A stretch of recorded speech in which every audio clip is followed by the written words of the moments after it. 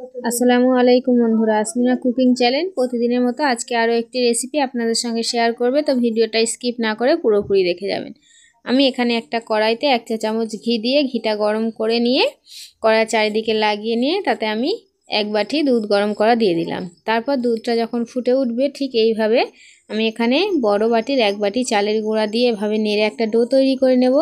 তারপর আমি এখানে নারকেল কোড়ানো দিয়ে নিয়েছি, নিয়ে ভালোভাবে মিশিয়ে নিয়ে পরিমাণ মতো লবণটাও দিয়ে দিলাম। এবারে বড় চামচের 4 থেকে 5 চামচ আমি এখানে খেজুরের গুড় দিয়ে দেব। দিয়ে ভালো করে যে আমি পুরটা তৈরি করেছিলাম তাতে দিয়ে ভালো করে নেড়ে নেব। তারপর আমি এখানে ময়দা অ্যাড করে দেব যাতে করে আমার ডোটা ভালো করে শুকনো শুকনো হয়। তো দেখুন বন্ধুরা, এবারে আমার যতটুকু ময়দা লাগবে, আমার এখানে 1 বাটি লেগেছে বড় বাটির। ঠিক এরকম একটা সফট ডো তৈরি হবে। কত সুন্দর! যখন একটু ভালোভাবে মেখে নিয়ে গোল গোল করে লাড্ডু করে নিয়ে এভাবে হাতের সাহায্যে দুদিক থেকে চাপ দেবেন, দিলে দেখবেন লম্বা লম্বা পটলের শেপে একটা পিঠা তৈরি করে নেবেন। আপনারা যদি চান অন্য রকমভাবেও তৈরি করতে পারেন।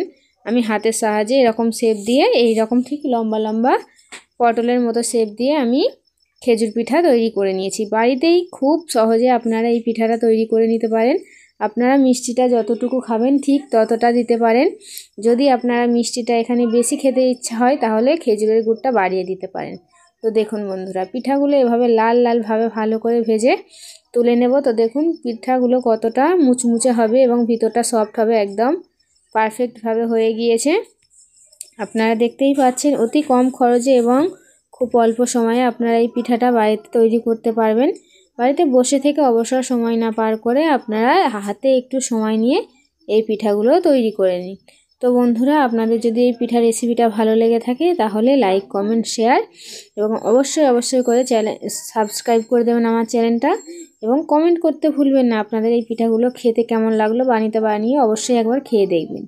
যদিও আপনাদের হাতে খুব কম সময়ে এই পিঠাগুলো তৈরি হয়ে যাবে, চিন্তা নেই, আপনারা ট্রাই করলে অবশ্যই পারবেন। এই পিঠাগুলো খুবই সহজে আপনারা তৈরি করে নিতে পারবেন। তো বন্ধুরা, আবারও বলছি, আমার ভিডিওগুলো যদি আপনাদের ভালো লেগে থাকে তাহলে আপনারা অবশ্যই আমার পাশে থাকবেন এবং সব শেষে বলবো আমার চ্যানেলটা সাবস্ক্রাইব করে দেবেন।